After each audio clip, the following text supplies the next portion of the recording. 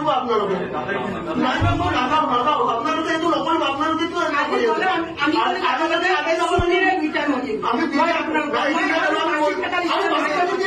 ইমান মানুহৰ কাৰণে কাম কৰি কি লাভ হৈছে আপুনি বুজি পাওক মোৰ অৱস্থাটো বুজক মাৰ অৱস্থা আজি ৰাতিপুৱাৰ পৰা বেচেৰি ইয়াতে আছে এনেকুৱা নকৰিব। নমস্কাৰ ৰাইজ, জুবিনদাৰ মৃত্যুৰ পাছত ভিক্টৰ দাসে ন্যায় বিচাৰিব গৈ পুলিচৰ হাতত এৰেষ্ট হৈ থাকিলে আপোনালোকে ভিডিঅ'ত দেখি আছা বা নিউজত দেখি আছা সকলোৱে ন্যায় বিচাৰি আছে আমাৰ জুবিনদাৰ কাৰণে আমাক ন্যায় লাগিবই।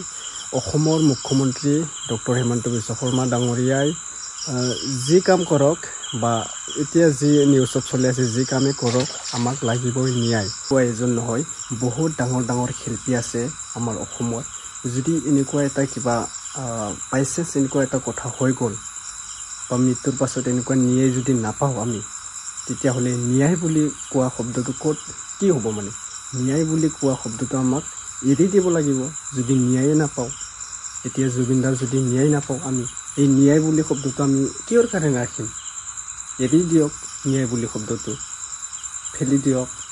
যদি জুবিনদাৰ কাৰণে যদি আমি অসমৰ ইমান ডাঙৰ শিল্পীৰ কাৰণে যদি ন্যায় যদি নাপাওঁ, তে ন্যায় বুলি শব্দটো কিহৰ পৰা আহিল? ফেলিয়ে দিয়ক অলৰেডি এনেকুৱা ন্যায় বুলি শব্দটো। এতিয়া আমাক ন্যায় লাগিবই। ন্যায় বিচাৰি বিচাৰি ঘূৰি ফুৰিছে সকলো ৰাইজৰ ৰজাই। এতিয়া অসম চৰকাৰে অলপ জানিব লাগিব এইটো।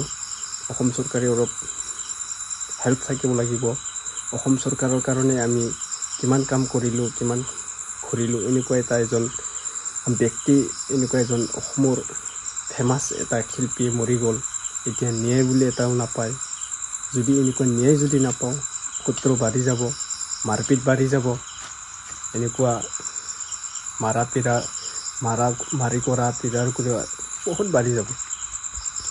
এতিয়া এটা নিউজ চাই ল'ব, আমাৰ সকলো মৰমৰ ভিক্টৰ দাসক কেনেকুৱা গ্ৰেপ্তাৰ কৰিলে। এই ন্যায় বুলি শব্দ কোৱাৰ কাৰণে ভিক্টৰ দাসক গ্ৰেপ্তাৰ কৰা হয়। প্ৰথমতে আপোনালোকে ভিডিঅ'টো চাই ল'ব। সকলোকে মোৰ ভিডিঅ'ত স্বাগতম জনালোঁ। ভিডিঅ'টো শ্বেয়াৰ কৰি দিব আৰু জুবিনদাৰ কাৰণে এটা কমেণ্ট কৰাব নাপাহৰিব। আপোনালোকে ভিডিঅ'টো সম্পূৰ্ণকৈ চাই ল'ব। এতিয়া ন্যায় লাগিবই, আপোনালোকে কমেণ্ট কৰি জনাব। ভিক্টৰ দাসক মানে জাষ্ট জেলত নিয়া বুলি শুনা পাইছোঁ। এতিয়া ন্যায় বিচাৰি বিচাৰি ভিক্টৰ দাসে গ্ৰেপ্তাৰে খাব লাগে, তথাপি আমি ন্যায় নাপালোঁ। চাই ল'ব ভিডিঅ'। অজয় ফুকন আৰু ভিক্টৰ দাসক আজি CGM আদালতত যেতিয়া অনা হৈছিলে, তেওঁলোকক জামিন দিলে। যিটো কেছত ফটাচি লাম্বাৰী যিটো গোচৰত তেওঁলোকক আজি ইয়াতে এৰেষ্ট কৰি অনা হৈছিলে, তেওঁলোকক সেই গোচৰত তেওঁলোকে গোটেইকেইজন যিজন 9জন আসামী আছিলে তেওঁলোকে গোটেইকেইজনে জামিন লাভ কৰিলে। কিন্তু আপোনালোকে এই গোটেই পৰিস্থিতি যদি ৰেকৰ্ডিং কৰিছে, এইটো অসমৰ ভাৰতবৰ্ষৰ ইতিহাসৰ এটা কলা দিন। কোৰ্টৰ ভিতৰৰ পৰা কি গোচৰ হ'ব পাৰে?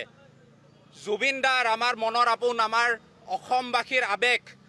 তেওঁৰ মেনেজাৰজনে যিটো ঘটনা সংঘটিত কৰিছে তাৰ কাৰণে মানুহ গোট খাইছিলে, ভিক্টৰ দাসো গোট খাইছিলে, অন্যান্য বহুত লোক গোট খাইছিলে। তাৰ কাৰণে ফটাচি লাম্বাৰী পুলিচ ষ্টেচনে যিখিনি মানুহ এৰেষ্ট কৰিলে সেই মানুহখিনি আজি কোৰ্টত আনিলে। আজি এই ৰাতি 10টা বাজিছে এতিয়া। সেই মানুহখিনি কোৰ্টে জামিন দিলে। কিন্তু কোৰ্টৰ ভিতৰৰ পৰা অজয় ফুকন আৰু ভিক্টৰ দাসক আপোনালোকে ৰেকৰ্ডিং কিন্তু আনকাট দিব। কোৰ্টৰ ভিতৰৰ পৰা ভিক্টৰ দাস আৰু অজয় ফুকনক কেনেকৈ টানি লৈ এৰেষ্ট কৰা হৈছে, এইটো অসমৰ গণতন্ত্ৰত এটা কলা দিন।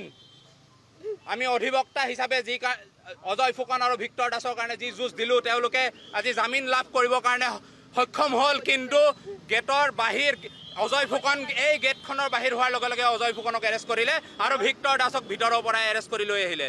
কি কাৰণত, কি কেছ হ'ব পাৰে? আপোনালোকে প্ৰশ্ন কৰক, কি কেছ প্ৰশ্ন কৰক। আজি আপুনি আৰু মইতো সাধাৰণ মানুহ, আজি আমি একো নকৰাকৈ এৰেষ্ট হৈ যাব পাৰোঁ। কোৰ্টৰ ভিতৰত কি হ'ব পাৰে? কোৰ্টৰ ভিতৰত কি হ'ব পাৰে সেনেকুৱা ঘটনা? ফটাচি লাম্বাৰী যিটো গোচৰত তেওঁলোকক এৰেষ্ট কৰি আনিলে, সেই গোচৰটোত তেওঁলোকে জামিন পালে। জামিন পোৱাৰ লগে লগে পুলিচ CRPF ইয়াতে ভৰ্তি। কোৰ্ট ঘেৰাও সম্পূৰ্ণৰূপে কোৰ্ট ঘেৰাও। ইয়াতে 100-200 পুলিচ CGM কোৰ্টত, মানুহ নাই ইয়াতে। আপোনালোকে যিকেইটা মিডিয়া হাউচ আছে আপোনালোকে গম পাইছে অকল। ইয়াতে কোৰ্ট ঘেৰাও কৰাৰ পিছত অজয় ফুকন বাহিৰ ওলালে। এই গেটখনত বাহিৰ ওলোৱাৰ লগে লগে অজয় ফুকন এৰেষ্ট, ভিক্টৰ দাস ভিতৰৰ পৰাই লৈ আহিলে। গোটেই OC, ACP, DCP চব ইয়াতে। কি কাৰণত, কি কেছ হ'ব পাৰে? একো নাই, একো কেছ নাই। আমাক একো জনোৱা নাই, এডভকেট হিচাপে একো জনোৱা নাই। নিয়ম সেইটো দায়িত্ব, এৰেষ্ট কৰাৰ লগে লগে এডভকেটক জনাব লাগে, ঘৰৰ মানুহক জনাব লাগে, একো জনোৱা নাই, একোৱে জনোৱা নাই, বৰ্তমান একো জনোৱা নাই। আগৰ কেছটোত ইনভেষ্টিগেশ্যন লেপছত তেওঁলোকে গোটেইকেইজন আছামীয়ে ইনভেষ্টিগেশ্যনত কোনো ধৰণৰ সোণসূত্ৰ নোপোৱাৰ কাৰণে ইনভেষ্টিগেশ্যন লেপছ আছে, BNSSৰ যিখিনি ধাৰা আছে। মই গোটেইকেইজনৰ কাৰণে চাই থকা নাই, ভিক্টৰ দাসৰ কাৰণে মই আছিলোঁ, বাকী কেইজনৰ কাৰণে বেলেগ বেলেগ অধিবক্তা আছিলে।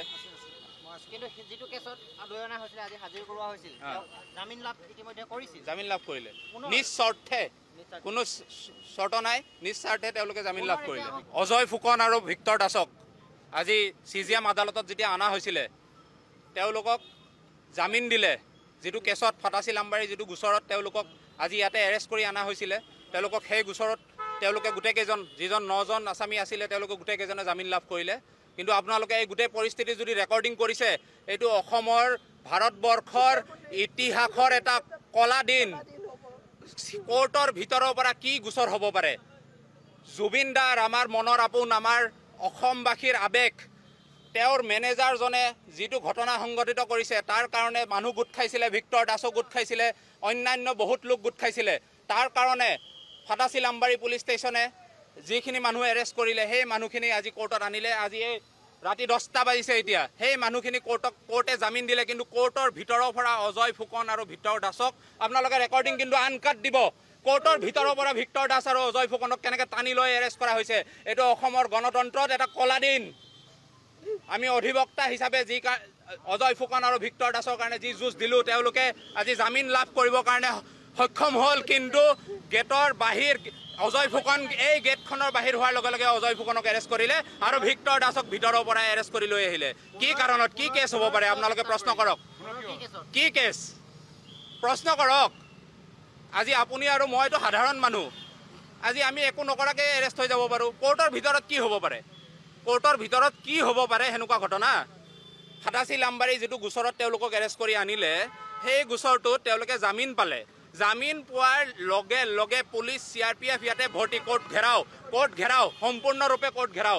ইয়াতে 100-200 পুলিচ CGM কোৰ্টত, মানুহ নাই ইয়াতে।